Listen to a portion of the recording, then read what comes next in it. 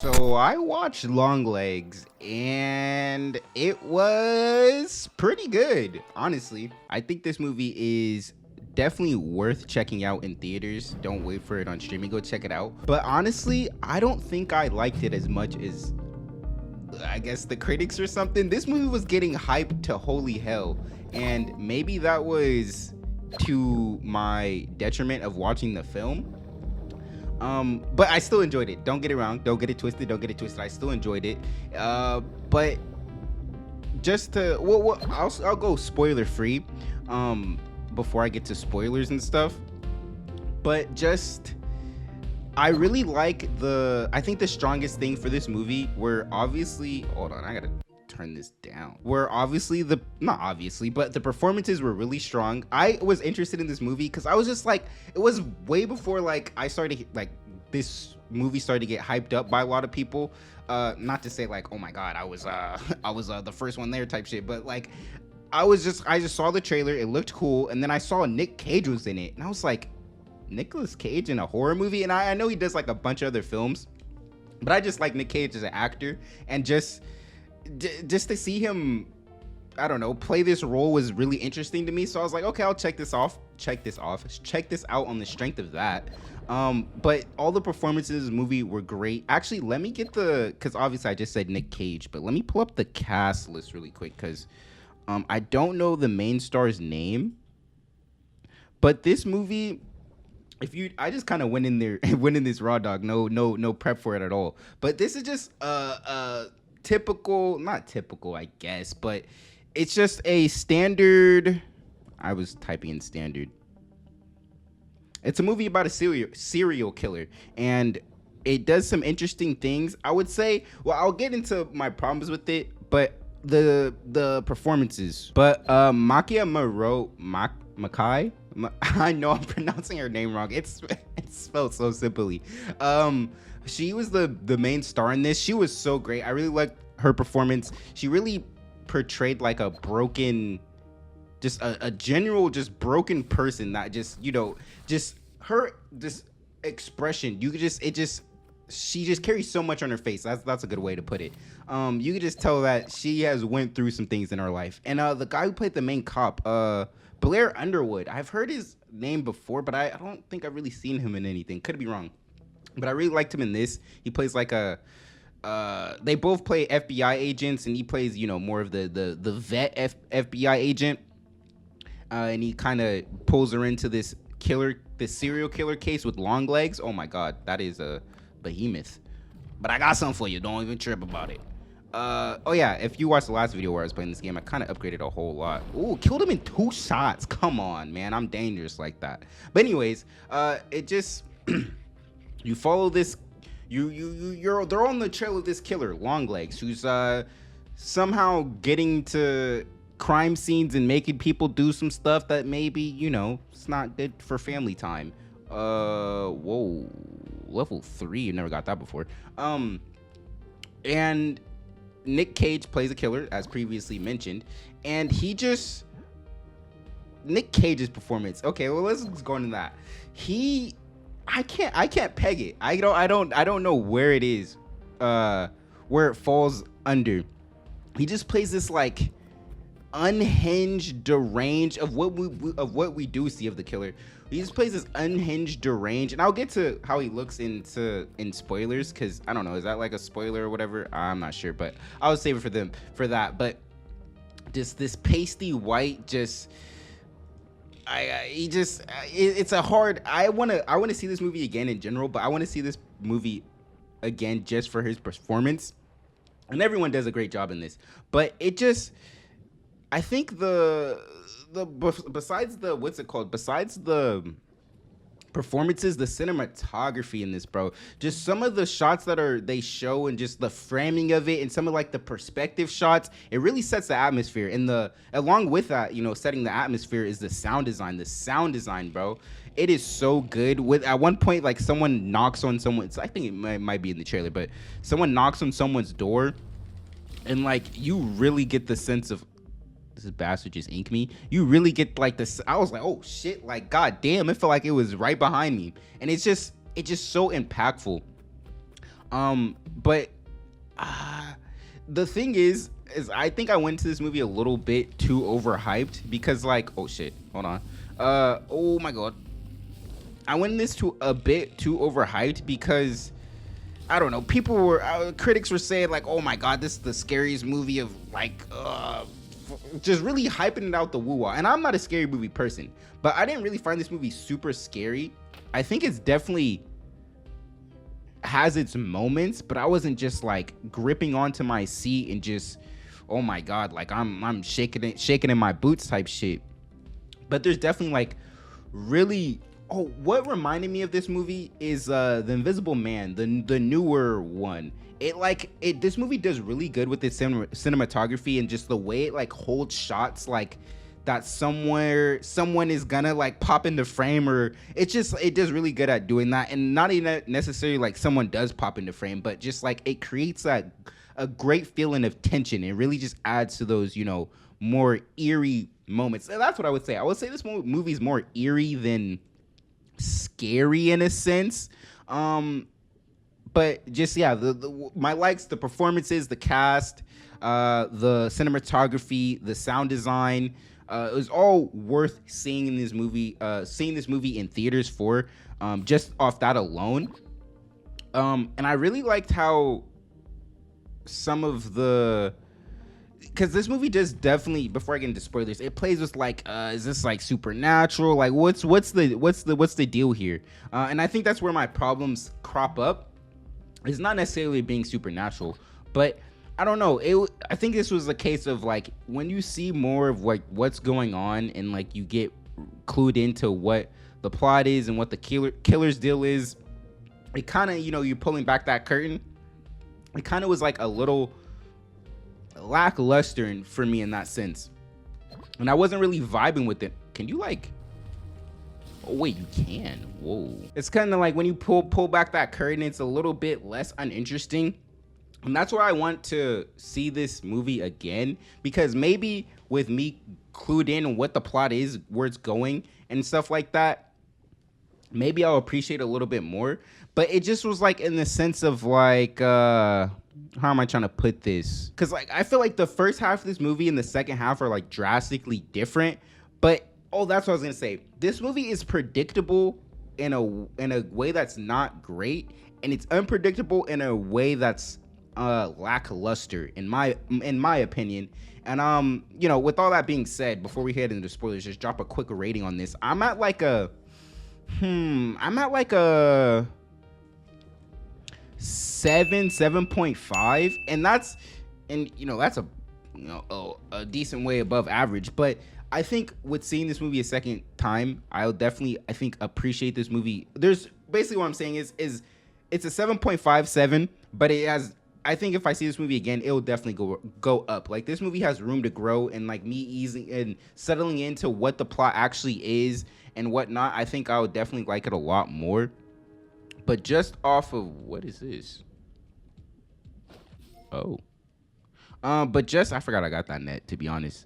But yeah, just off of the first viewing, it's at like a 7.5. And honestly, I'm kind of like going towards like an 8 because I really did enjoy this film.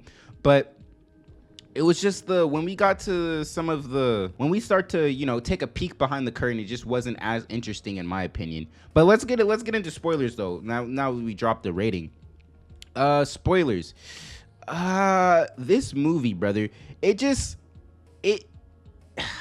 hard to put into words. Like, I liked where it was going, but it just was like, that's where this movie's headed.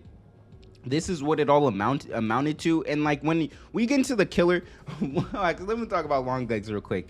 Nick Cage's Longlegs, bro. The performance is so funny. Like he just lets out he has this funny cadence, bro. He just like, I was gonna try to do it, but I don't even want to attempt, bro. I'd butcher it, but it's just so funny. But when it's the thing is like, I don't know. I think this is definitely a problem of my own doing. Is what the fuck is happening real quick? All right, well, hold on. It's like, you know, I was hearing stuff.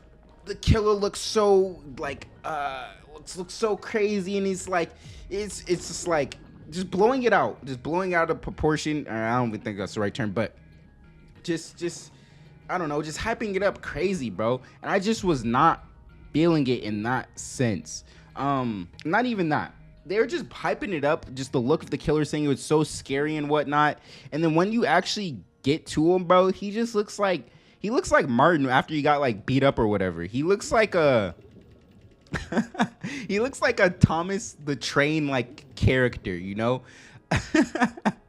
with his face, bro. I don't even know, honestly. And it's just like, so where my problem kind of lies is this whole thing just amounted to a bunch of dolls. Like, basically he's just possessing some dolls and he's putting his demonic spirit into them.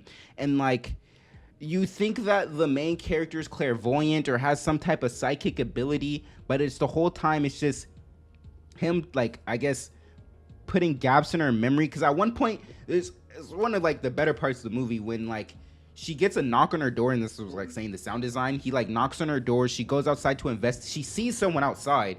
She goes out to investigate. No one's there. Turns around and there's like a figure moving through her house, and she's on it. You feel me? And then like she goes back in. She doesn't find him, and Longlegs left the letter. And like this is before, and like you learn that she has some like connected stuff with Longlegs and whatnot. And it's just like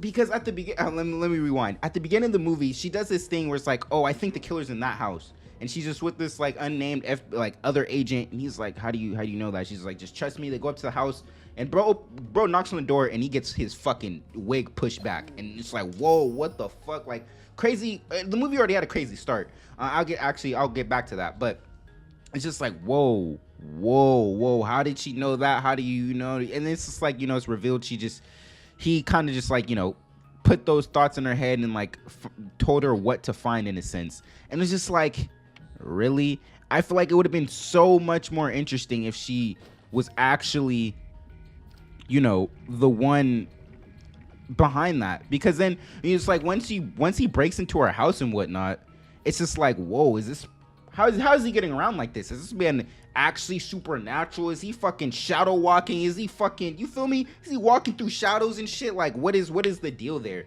But it's just like, he's like a regular guy in that sense. And then like the supernatural stuff is, you know, he's him worshiping the devil and stuff. And then like him putting the consciousness into the dolls and stuff. Oh, it's just like, it just didn't. And then the mom having something to do with it just didn't really come across fully. And maybe I'd need to watch it again. And that's why I was like, okay, this probably is worth the watch to see if I'm more lax on the plot, you know, now that I know what's going on. Yeah, it just didn't really hit all the way for me. And definitely, I think some people are going to like that portion of the movie more and like that reveal more. But it just was like, really, bro? This is what we're doing with the story. And like it was like unpredictable in that sense. I did not think it was just gonna be a bunch of dolls, you know, him putting his evil energy into the dolls and then making the families murder each other and stuff. I was like, okay, didn't see that coming. But then when we go to the cops, when we see his family for the first time, you just know, like, okay, well bro's family, they're cooked. It just, yeah, it just didn't grip me in that sense. And then, okay, what actually grinded my gears with this movie, bro, and I don't know if I just missed something or what, is when she goes to the cop's house, because, you know, after everything's revealed and all the pieces on the board, she finds out her mom actually has something to do with it.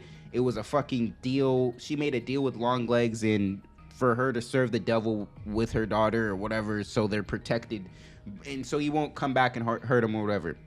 And so she helps him out. And when that's revealed, and, you know, she goes over to the cop's house to try to rescue his family, she kind of just like, so he starts to get slowly possessed. You see it, he starts to get out of body. He starts to get irritated. You see it. He says, "Let's go to the kitchen, wifey. It's murder time," you know? I didn't know how to put that. But let's go to the kitchen. And Lee knows that she's gonna go murder. He's gonna go murder his wife. And she just did not try to, I don't know if she was still stuck in a haze. She did not try to help this man, not one bit. Did not try to incapacitate him, didn't try to kneecap him, didn't do none of that, bro. Just let him kill his wife, and then when he comes and tries to kill the daughter, that's when she gets up and has some agency to her. And I was like, bro, where's your hustle and bustle, bro? Put some pep in your step. Like, this man was, he was your man throughout the whole movie, and like, you're not even gonna attempt to try to save this man and his family. It was just so crazy to me. But it was just like, but I can't. It sounds like I'm a bit down on this movie, but like, I really enjoyed the journey leading up to all this, and even throughout the reveals and stuff, because I just personally don't think, like, I don't know, I kind of like they started off too strong with Longlegs, and it's like his first reveal, it's so eerie, and like you just start off with a kid Lee, the main character, and like it's this shot of the house, and then Longlegs just peeks like visual representation.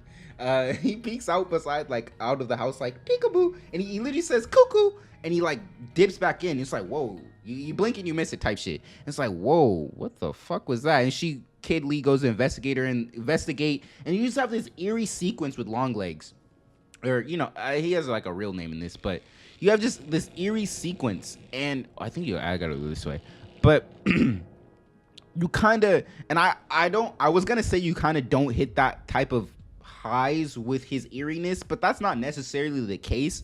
But it was just like when it did little stuff like that, it was like when I found him most effective. And like a couple times you visit him, like you go to his little hidey hole or whatever, and he's get away from me. And it's just like, I just wanted a bit more eeriness out of Longlegs, and just kind of like how, you see, oh my gosh, I'm thinking about the shot of when I was talking about how she's in her house. Wait, time out. Her house is creepy as shit. It's just like this log cabin type of deal. I don't even know, bro, but it is so creepy. I don't know how she could live there by herself.